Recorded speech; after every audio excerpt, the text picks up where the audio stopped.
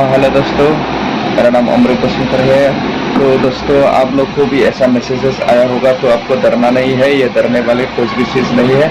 Emergency alert extreme सबको आया है आज, और इसमें लिखा है ये गवर्नमेंट का तरफ से टेलीकॉम कंपनी द्वारा भेजा गया है, और ये इसमें कोई कार्रवाई कुछ होने वाला नहीं है। और ये पैन कार्ड का तरफ से ट्रायल अलर्ट जारी किया हुआ है, ऐसा लिखा हुआ है। तो आप लोग पढ़ लेना। और इसके बाद मेरे पास कन्नड़ा में भाषा में भी आया है और इंग्लिश में आया है, तो मैं हिंदी में ट्रांसलेट करके दिया हूँ। इस वीडियो में आप लोग पढ़ लेना, वीडियो को स्टॉप करके, वीडियो को पॉज करके।